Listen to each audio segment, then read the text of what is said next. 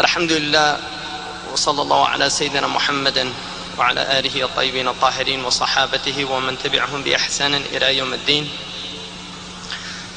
Inshallah, I'll attempt to talk about the spirit of Islam. If you translate that into Arabic, it would be Ruh al-Islam, the spirit of Islam, and the Ruh they asked the Prophet ﷺ about the Ruh, يَسْأَلُونَكَ عَنَ الرُّوحِ. And the Prophet ﷺ was commanded to say about the Ruh that it is from the command of Allah subhanahu wa ta'ala. And then immediately after, وَمَا أُتِيتُم مِّنَ الْعِلْمِ إِلَّا قَلِيلًا, and you've only been given a little bit of knowledge. And I think that's a good starting point to talk about the spirit of Islam, because for me, one of the essential spirits of Islam is literally entering into a state of humility before Allah subhanahu wa ta'ala. One of the crises of our age is the crisis of ignorance. And one of the things about ignorance is, although there are several types, the worst type is what's called al-jahl al-murakkab, which is what the Arabs call compounded ignorance. And this is the type of ignorance where people think they actually know something.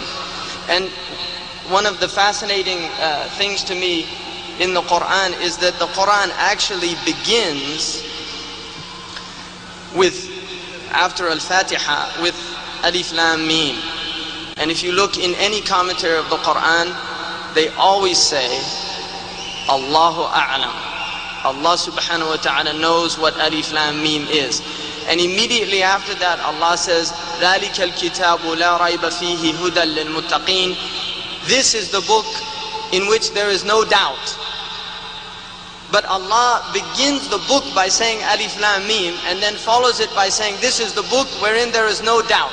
And one of the indications there is that if you go to this book without a state of submission, without surrendering to Allah subhanahu wa ta'ala, لا يزيد الظالمين إلا خسارة. It only increases those who transgress with loss. And so the Quran itself can lead people astray who do not submit to the requisite factor in benefiting from the Quran, which is that they're people of taqwa. And people of taqwa are people who stop at their had, they literally stop at their limit.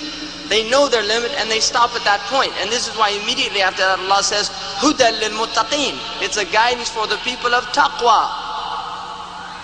And the people of taqwa are people, the first thing that they believe in is that which they cannot see. يُؤْمِنُونَ بِالْغَيْبِ. They believe in the unseen.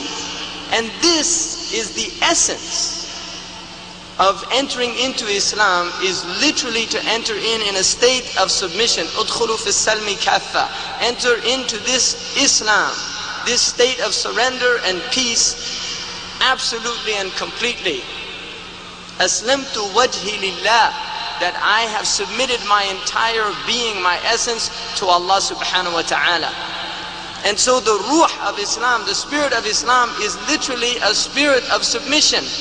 And part of submitting is submitting to those who have been given knowledge of which we have no knowledge of.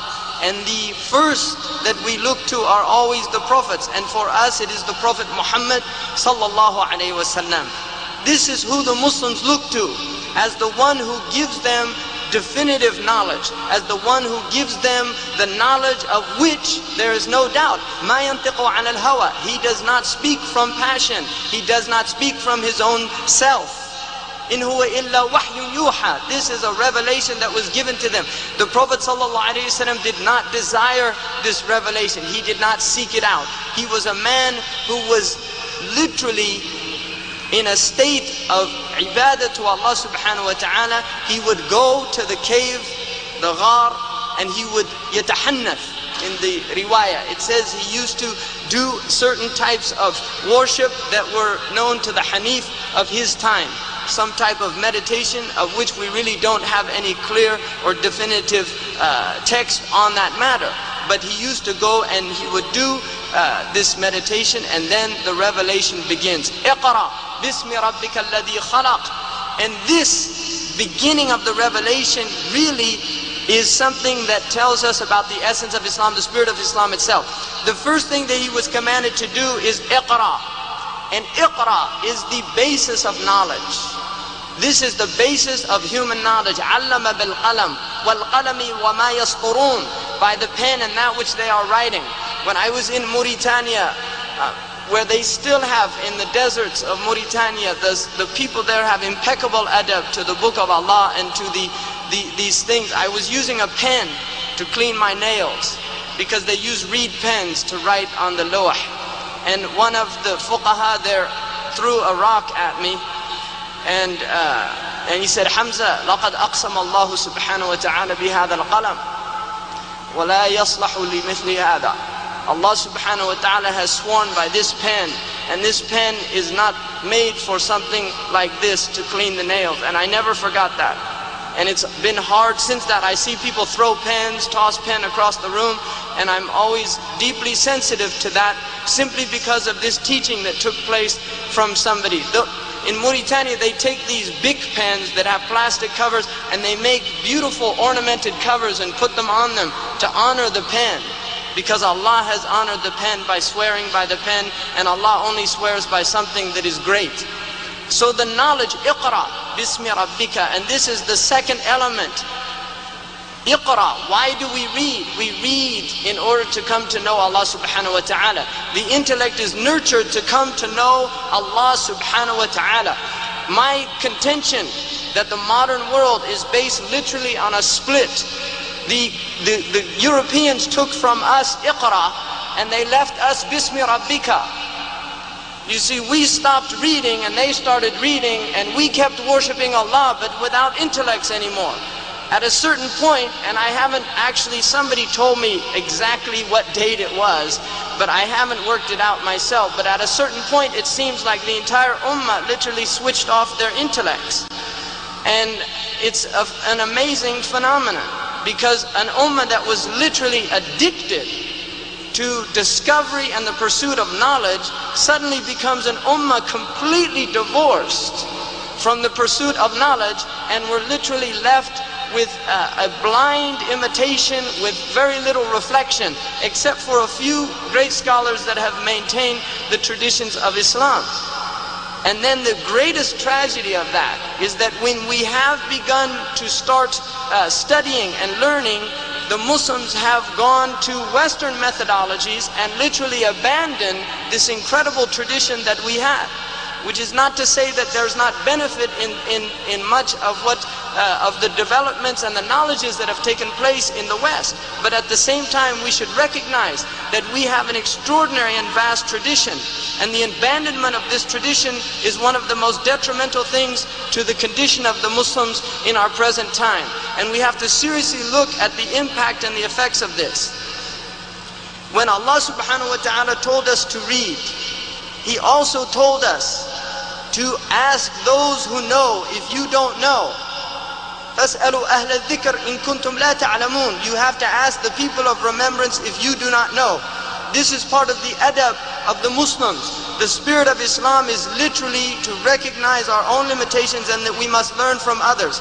Ubay ibn Ka'b, one of the great teachers of the Quran, who was a companion of the Prophet sallallahu alaihi wasallam, the Prophet came to him and said that he was commanded by Jibreel alayhi salam, by Allah subhanahu wa ta'ala, to read Surah Al-Bayyinah to Ubay ibn Ka'b. And Ubay radiallahu anhu, when he heard that, he said, Ya Rasulullah, As-Sammani bi ismi, did he mention my name?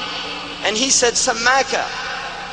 And Ubay ibn Ka'b wept tears because his name was mentioned by Allah subhanahu wa ta'ala to Jibreel, to the Prophet sallallahu alayhi wasallam.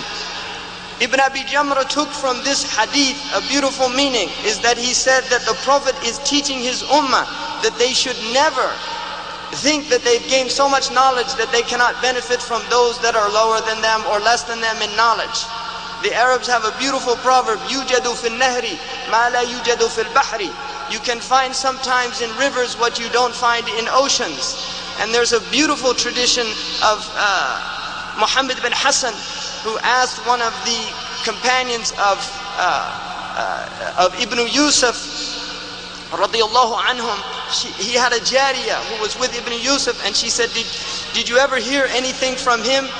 And she mentioned just something she heard him talking about in fiqh. And he was amazed. She didn't understand what it meant, but it actually helped him solve a problem that he had had. And so he said, subhanallah, I learned from that to take knowledge even from the people that don't even understand what they're carrying. We live in a time, literally, where the Muslims have moved away. I mean, I can go on and on, but I really don't want to. But one of the great tribulations of this age is a lack of knowledge of what Dr. Jamal was talking about in terms of usul, and understanding the richness and the wealth of this teaching. Islam cannot simply be reduced to a series of black and white choices of yes or no. It is a deeply complex matrix, generative matrix, from which it can give us guidance in any situation that we have.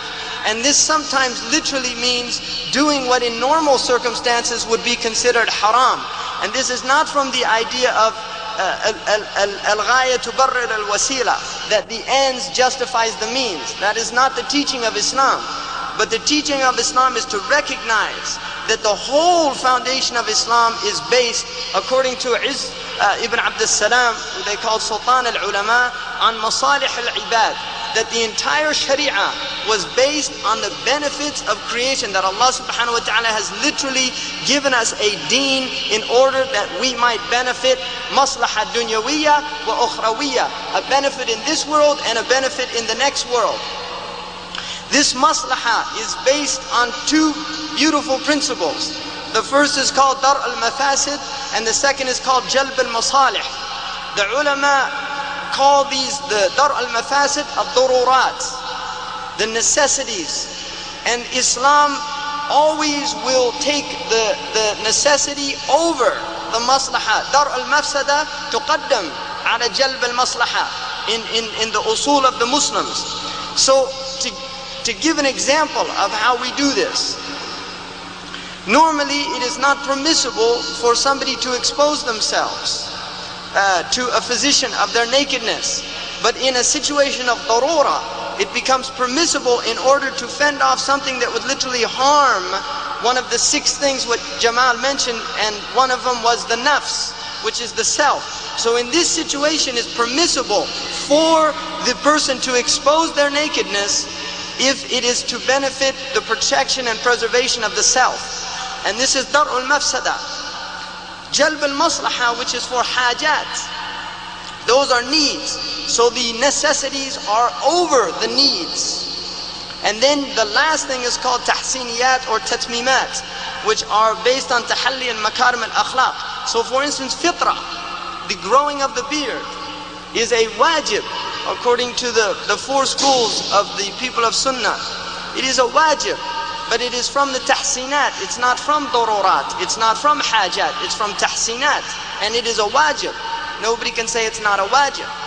But for somebody, in terms of prioritization, what they call in medical terminology triaging, for people to be obsessed with the beard in an age literally where people are being slaughtered because they say La ilaha illallah Muhammad Rasulullah, these are people who have their priorities mixed up. Which is not to say that the beard is not important. I'm not in any way diminishing the importance, nor do I believe that the beard is what some people say it's from the qushur al-Islam. There's no qushur in Islam. There's no shells or superficial things in Islam. Islam is a deep teaching. It's a teaching, it's deen al-fitra. And the beard itself is from fitra. But when Muslims make it their life goal to scold other Muslims for not having beards, or make it their life goal to scold Muslims because their pants are over their ka'b, which even that, I mean, there's illah for it. There's a reason for that, which is khuyala. And so part of what the Prophet ﷺ was teaching these early Muslims was to understand the maslaha, the illah in these things. For instance, in this hadith where the Prophet ﷺ said, "Kuntu nahitukum an ziyarat al-qubur, ala fazuruha, fa innaha tudhakkirukum bil akhirah," because it reminds you of the next life. So in the hadith itself, the Prophet is telling us why He's telling us to do it so that we have bayina, we have a basira, we have a proof, we understand what we're doing. We're not simply doing it out of blind imitation. When you understand the reasons of Sharia, and this is something extremely important to understand what are called ilal. In the Quran, what they call in tafsir tanbihul kitab, where Allah subhanahu wa ta'ala explains kutiba alaykum as-siyam kama kutiba ala alladhina min qablikum la'allakum tattaqun, that the purpose of siyam is to literally nurture taqwa in the heart of the believer. And so understanding this is why during the fasting it's much stronger to lower the gaze, not to speak about haram things, not to do ghiba.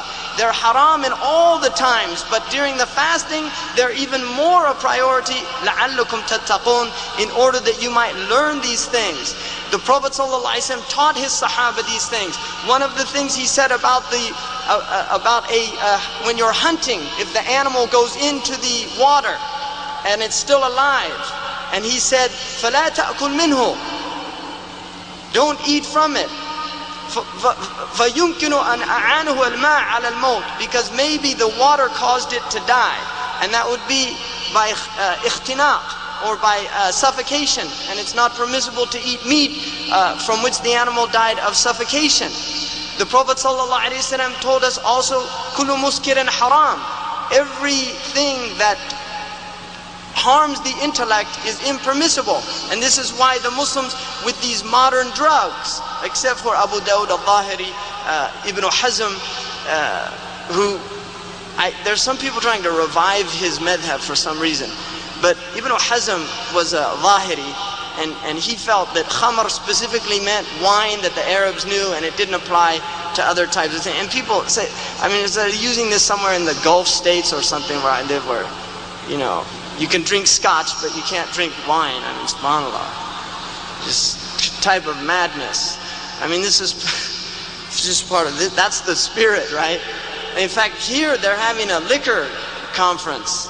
Subhanallah. Fariqun fil Jannah wa fariqun fil Sa'ir. If they ask you, are you in the liquor conference? Say, I'm in the dhikr conference. Subhanallah.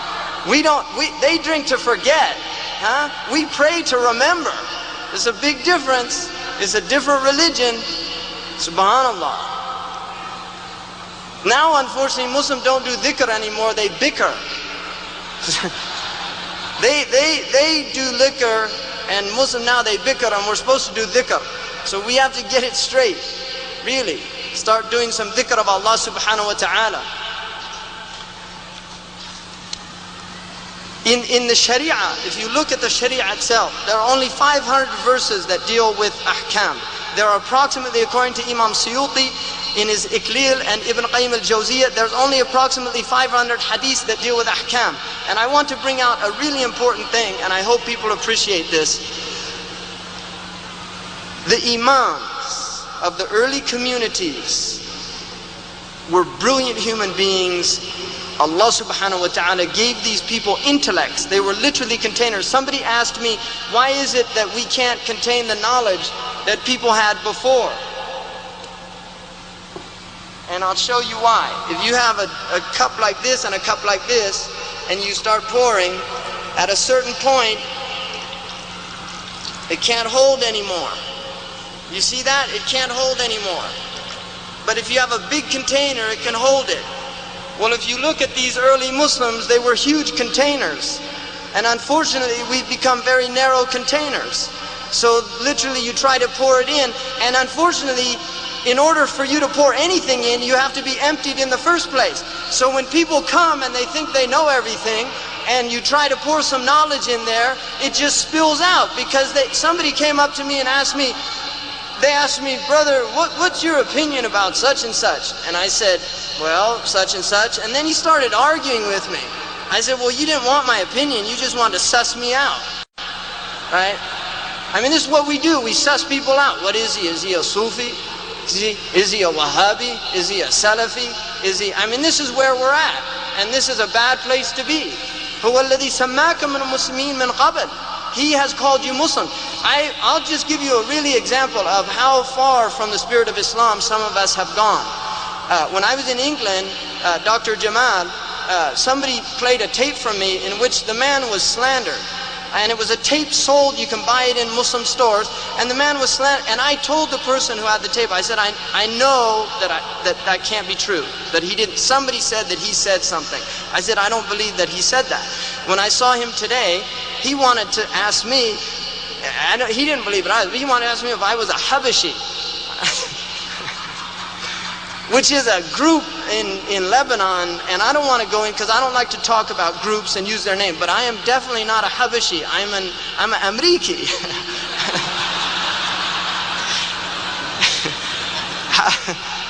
I mean, it's probably better to be a Habashi literally from Ethiopia than I mean, Habash has a blessed land. The Prophet blessed it and prayed on its leader, but I'm definitely not a Habashi from Lebanon.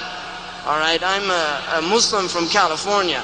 But he asked me that because he said somebody called him and said, I think he's a Habashi. And I said, the only way that I could think that somebody even could confer that at all is that even though I pray northeast, it makes more sense to me southeast. But that's just an issue. I don't like to get involved in those things. I mean, alhamdulillah, in the Maliki madhab, you have a huge spectrum of possibility for qibla.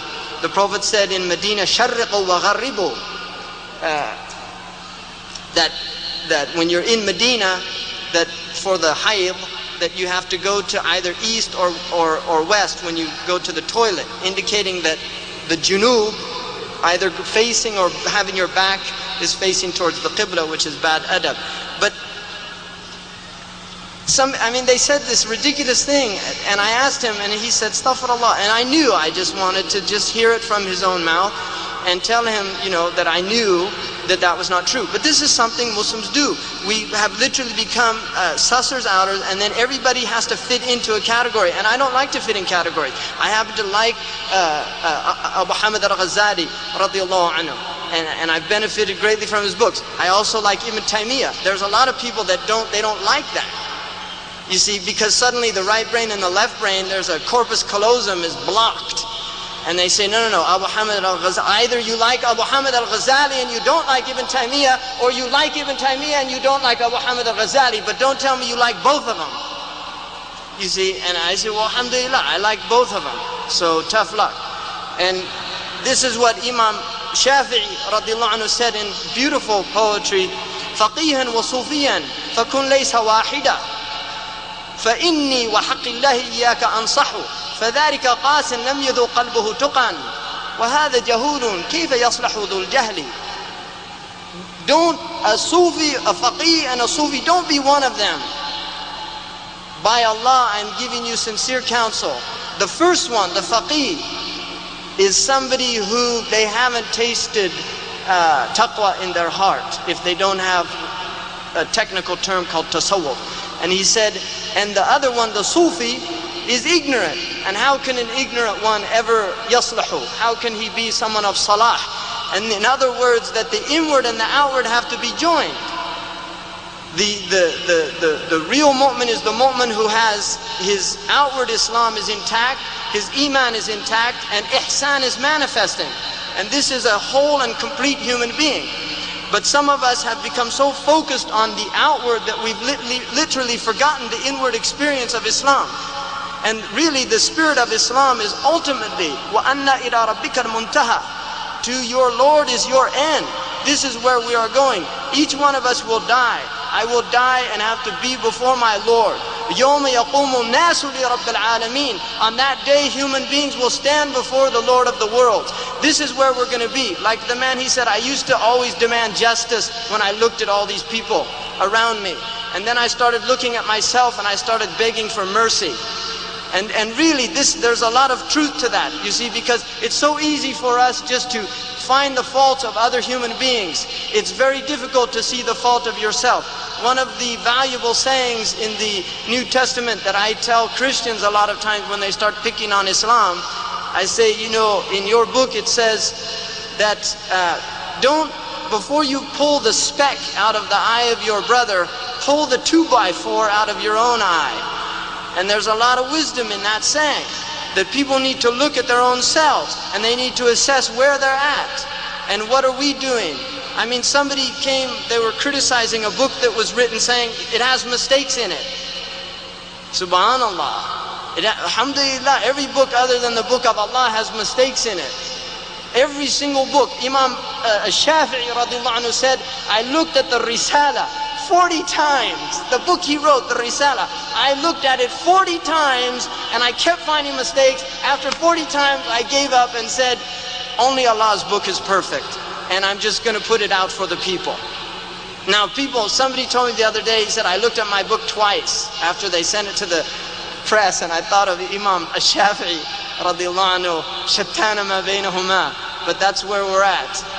So this idea of having a deep taqwa, really of having a taqwa. When I was in Mauritania, and I'll tell you this story, and I haven't told this story publicly, but I'll tell you this story. My teacher there, Murad, who really, I have never met somebody that embodies the spirit of Islam more than this human being. Because he's somebody that, he's 92 years old, and since the time he was a child, he was given to worship of Allah and to studying. And at about the age of 20 years old, he begged his mother permission to make Hajj on foot during a time when Mauritania, the people were wearing leather on their backs in order to survive because they were so poor. And his mother gave him permission with the promise that he would come back. And he walked from Mauritania to Sudan. And when he got to Sudan, he sat with the ulama there. And he told me that once a Sudanese man told him, he said, Sharif, ta'al. And he wanted to show him something, and it was a film, it was an outdoor cinema, a silent film. And I said, what was it? And he said, there were two giant pictures of men, and they were shooting each other. And he said, I said, what did you do? He said, I said, A'udhu billah, and I left it, which is fitrah. And then he went to the thing he remembered that he told me, the Egyptians, when they're amazed at something, they say, Ya Salam.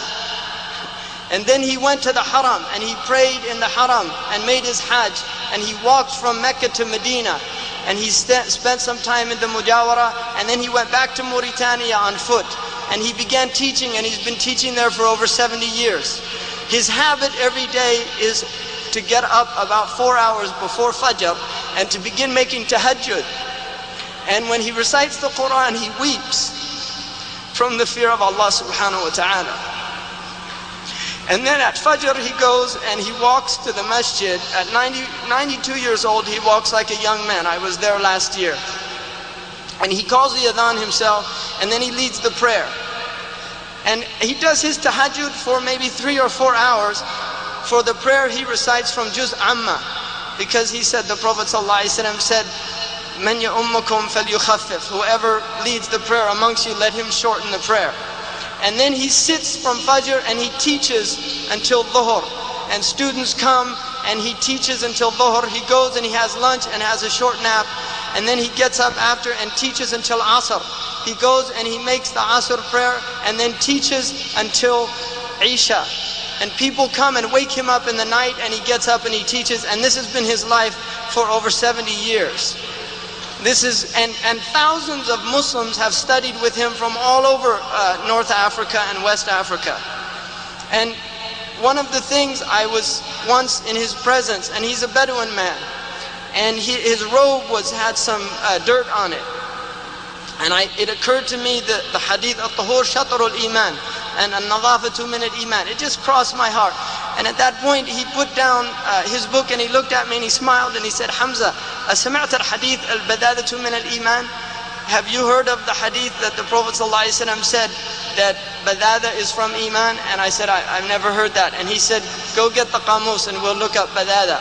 And he had me look up badada, and it was a word that meant somebody that doesn't particularly care for their outward appearance, and that was part of iman. About several years later, I was in Medina, and I mentioned this to somebody, and he said, I can't believe that that's a hadith. And it kind of hurt me that, and I was coming out of the masjid. I went to a bookstore, and I climbed up a ladder, pulled out a book, and it was Hujjatullah al-Baligha, al-Imam al-Kandahlawi. And I opened the book and it was Imam Kaddahlawi explaining the difference between الطهور شطر الإيمان والبذاذة من الإيمان. He said both of the hadiths are sound, but he said al-badada is for the people who live in the desert, the badia, that if they are concerned with their outward appearance, that it leads to riya and khuyala, and it's not a good attribute. But the people of the city should be more concerned about their appearance because they're people of hadar. And this man really, what I got in living with him was literally a glimpse of ibadah, of what real ibadah is. And I think many of us have forgotten that. We've really forgotten what it is simply to humble ourselves before Allah subhanahu wa ta'ala, and to really study the deen, to learn the deen, and to become people of understanding. The Prophet ﷺ said in the Sahih Hadith that Muawiyah relates, "Man yuridullahu bihi khayran yufaqqihhu fi ad-din." The one who Allah wants good for him, He gives him understanding of the deen. He gives him understanding of the deen. And part of understanding the deen is acting on it, it's implementing it. So really the spirit of Islam is based on learning the deen and acting on it and taking it out to people, and taking it out in a state of humility and submission, not taking it out in a state of arrogance and self-righteousness. The Sahaba radiallahu anhum, they were not arrogant people. When they went to the corners of the earth, they went with deep humility, but they had izzah, they had izzatun nufus. They weren't humble in a meek sense. No, they were like lions, but they were humble in the sense that they recognized that the rest of the world was in the state they were in because they had not been given Islam, and they had been given Islam, and Islam is a blessing. Wallahi, it's a blessing. And Umar, in his great and deep knowledge, said that Islam la yanqadhi عرى الإسلام عروة عروة إذا لم ينشأ المسلمون على معرفة الجاهلية. That this deen will dissipate and disappear if the Muslims don't understand what Jahiliyyah is. And in another transmission he said, لم يعرف الإسلام من لم يعرف الجاهلية. He doesn't truly know Islam unless he knows Jahiliyyah. That we have to understand وَلِتَسْتَبِينَ سَبِيلُ الْمُجْرِمِينَ. Part of this revelation was to come down to make clear the way of the mujrimeen, to understand how we deviate, how we leave Islam, and what happens to people who deviate. The Quran is a book of sunan. It's a book explaining how creation works. We have to take it upon ourselves. We have to apply it in our lives and give it to our children. And if we don't do this, we're destroyed. We're destroyed. I mean, for me, in the end, the spirit of Islam is summed up in the spirit of the Prophet. And Allah subhanahu wa ta'ala told us, وَمَا أَرْسَلْنَاكَ إِلَّا رَحْمَةً لِلْعَالَمِينَ. If I'm emphasizing rahmah a lot, it's only because what I'm seeing is so much rage in this world. There's so much anger and indignation and rage, and really people, we need to become ruhama baynana. We have to have this spirit of rahmah between us. We have to begin to unite on broad-based principles. We have to begin to set aside differences that that they have another place and another time, in better times. And this historically has happened. The Muslims had the luxury of having differences. They had the luxury of having differences. We no longer have that luxury, which does not and never means, and I do not imply in any way, compromising the deen of Allah subhanahu wa ta'ala, but we have to recognize that our deen is a universal deen. It encompasses many different types of people, many different types of understanding. And even in the early community, this manifested in the Sahaba radiallahu anhum. Their understandings were not the same. The understanding of Abu Bakr radiallahu anhu was not like the understanding of other Sahaba. And so just appreciating the differences amongst us and recognizing that these differences are ayat, they're signs. And they're beautiful signs. This gathering, wallahi, if you just reflect on the power of Islam to join human beings together in the spirit of brotherhood and sisterhood in a way that no other religion has succeeded in doing. If you look, the Christians until very recently had African pews. Even in their segregated churches, most of the churches were separate. And even to this day they have the Korean church, the Japanese church, this church and that church. And the Jews, it's confined to only one ethnic group anyway. So you can't even eat with them. I mean, I went to a conference, and after it was a dialogue between Jew, Christian, and Muslim, And when we went to lunch, the Jewish man couldn't eat with us because the plates, our plates are unclean in their religion. If they eat from a non-Jew's plate, it's considered najis in the subhanallah. Subhanallah. That's amazing if you think about that. So anyway, I'm not going to go on anymore. We're done here. Alhamdulillah wa iyyakum inshallah. Assalamu alaikum.